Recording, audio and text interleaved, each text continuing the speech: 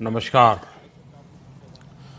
आप सभी को और विश्व भर में फैले भगवान बुद्ध के अनुयायियों को बुद्ध पूर्णिमा की बैसाख उत्सव की बहुत बहुत शुभकामनाएं।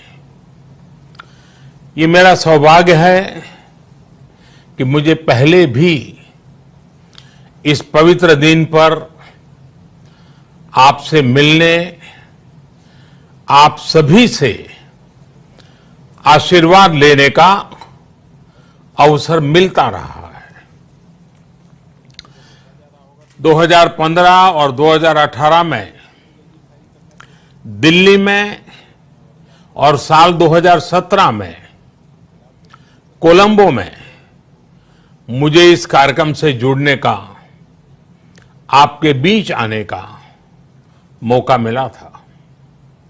हां, इस बार परिस्थितियां ही कुछ और हैं, इसलिए आमने सामने आकर के आपसे मुलाकात नहीं हो पा रही।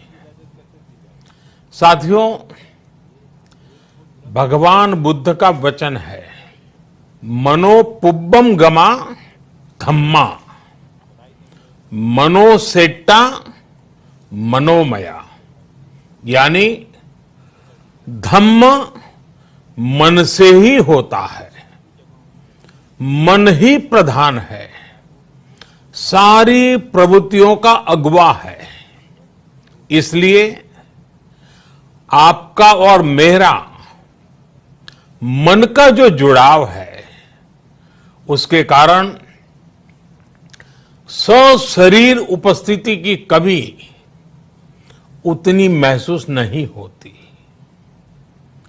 आपके बीच आना बहुत खुशी की बात होती, लेकिन अभी हालात हमें वो परमिट नहीं करते हैं और इसलिए दूर से ही टेक्नोलॉजी के माध्यम से आपने मुझे अपनी बात रखने का अवसर दिया। इससे बढ़कर के संतोष और क्या हो सकता है। साथियों, लॉकडाउन की इस विकट परिस्थितियों में भी वर्चुअल बैसाख बुद्ध पूर्णिमा दिवस समारोह, इसके इस आयोजन के लिए अंतर्राष्ट्रीय बौद्ध संघ प्रशंसा के पात्र है।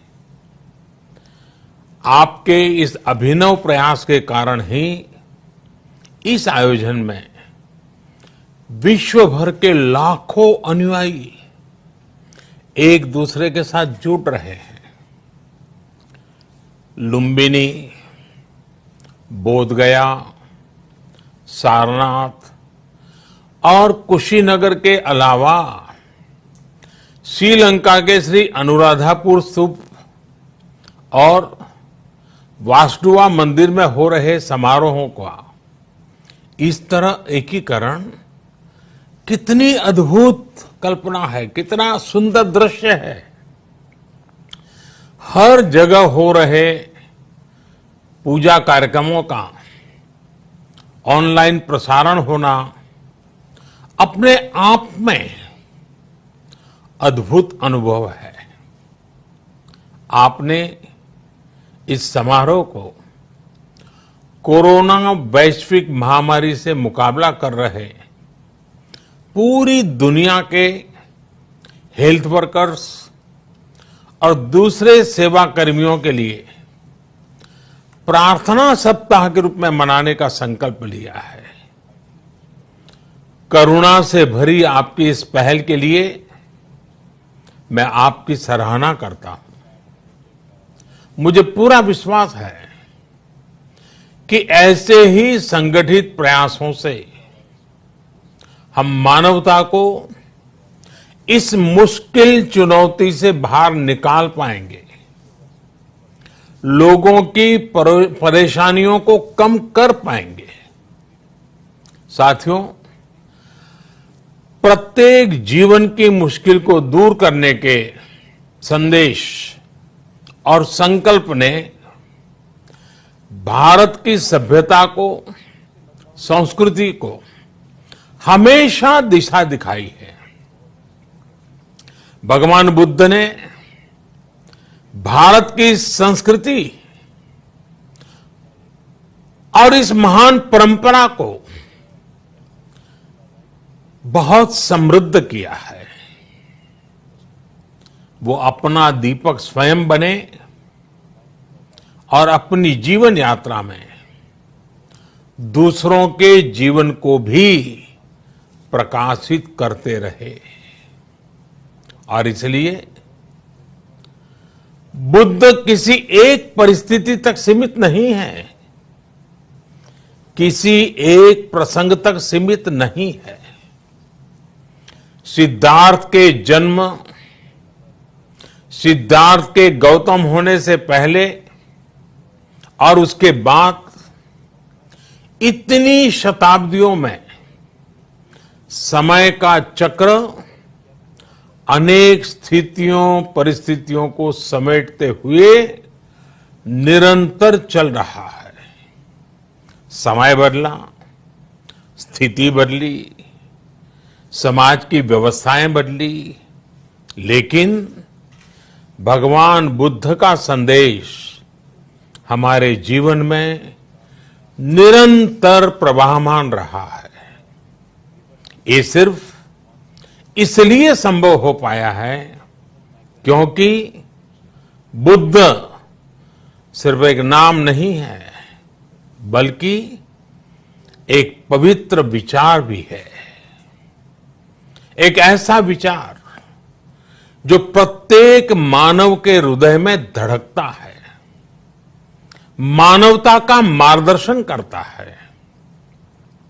बुद्ध त्याग और तपस्या की सीमा है। बुद्ध सेवा और समर्पण का पर्याय है।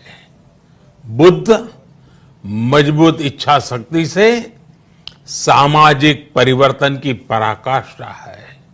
बुद्ध वो है जो स्वयं को तपाकर, स्वयं को खपाकर, खुद को न्योछावर करके पूरी दुनिया में आनंद फैलाने के लिए समर्पित है। और हम सभी का सौभाग्य देखिए, इस समय हम अपने आसपास ऐसे अनेकों लोगों को देख रहे हैं जो दूसरों की सेवा के लिए, किसी मरीज के इलाज के लिए, किसी गरीब को भोजन कराने के लिए, किसी अस्पताल में सफाई के लिए, किसी सड़क पर कानून व्यवस्था बनाए रखने के लिए चौबीसों घंटे काम कर रहे हैं। भारत में, भारत के बाहर ऐसा प्रत्येक व्यक्ति, विश्व के हर कोने में ऐसा प्रत्येक व्यक्ति अभिनंदन का पात्र है, नमन का पात्र है। साथियों, ऐसे समय में जब दुनिया में उथल पुथल है, कई बार दुख, निराशा, हताशा का भाव बहुत ज्यादा दिखता है, तब भगवान बुद्ध की सीख और भी प्रासंगिक हो जाती है। भगवान बुद्ध कहते थे कि मानव को निरंतर ये प्रयास करना चाहिए कि वो कठिन स्थितियों पर विजय प्राप्त करे, उनसे बाहर निकले।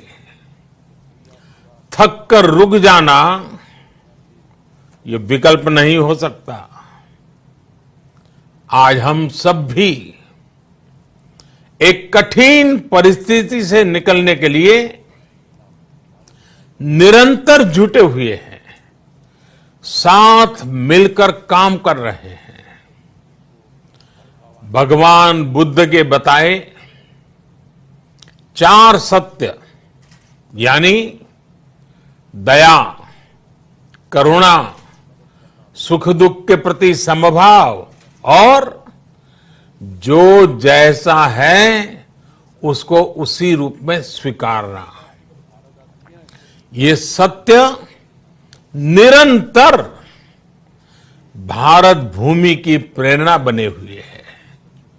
आज आप भी देख रहे हैं कि भारत निस्वार्थ भाव से बिना किसी भेद के अपने यहां भी और पूरे विश्व में कहीं भी संकट में घिरे व्यक्ति के साथ पूरी मजबूती से खड़ा है। लाभ हानि, समर्थ असमर्थ से अलग हमारे लिए संकट की ये घड़ी सहायता करने की है। जितना संभव हो मदद का हाथ आगे बढ़ाने की है। यही कारण है कि विश्व के अनेक देशों ने भारत को इस मुश्किल समय में याद किया और भारत ने भी हर जरूरतमंद तक पहुंचने में कोई कसर नहीं छोड़ी है। भारत आज प्रत्येक भारतवासी का जीवन बचाने के लिए हर संभव प्रयास तो कर ही रहा है, अपने वैश्विक दायित्वों का भी उतनी ही गंभीरता से पालन कर रहा है। साथियों, भगवान बुद्ध का एक एक वचन, एक एक उपदेश मानवता की सेवा में भारत की प्रतिबद्धता को मजबूत करता है। बुद्ध भारत के बोध और भारत के आत्मबोध दोनों का प्रतीक है। इसी आत्मबोध के साथ भारत निरंतर पूरी मानवता के लिए, पूरे विश्व के हित में काम कर रहा है और करता रहेगा। भारत की प्रगति हमेशा विश्व की प्रगति में सहायक होगी। साथियों, हमारी सफलता के पैमाने और लक्ष्य दोनों समय के साथ बदलते रहते हैं, लेकिन जो बात हमें हमेशा ध्यान रखनी है वो ये कि हमारा काम निरंतर सेवा भाव से ही होना चाहिए।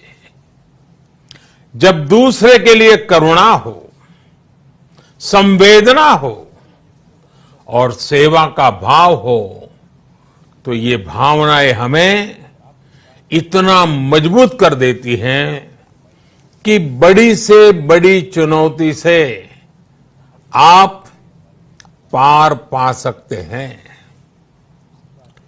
सुप्पबुद्धम पबुज्जन्ति सदा गौतम सावका, यानी जो दिन रात हर समय मानवता की सेवा में जुटे रहते हैं वही बुद्ध के सच्चे अनुयायी हैं।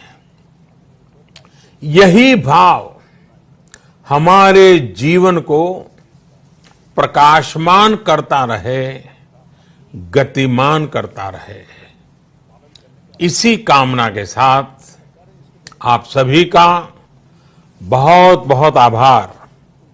इस मुश्किल परिस्थिति में आप अपना, अपने परिवार का, जिस भी देश में आप हैं वहां का ध्यान रखें, अपनी रक्षा करें और यथासंभव दूसरों की भी मदद करें। सबका स्वास्थ्य उत्तम रहे, इसी मंगल कामना के साथ मैं मेरी वाणी को विराम देता हूं। धन्यवाद।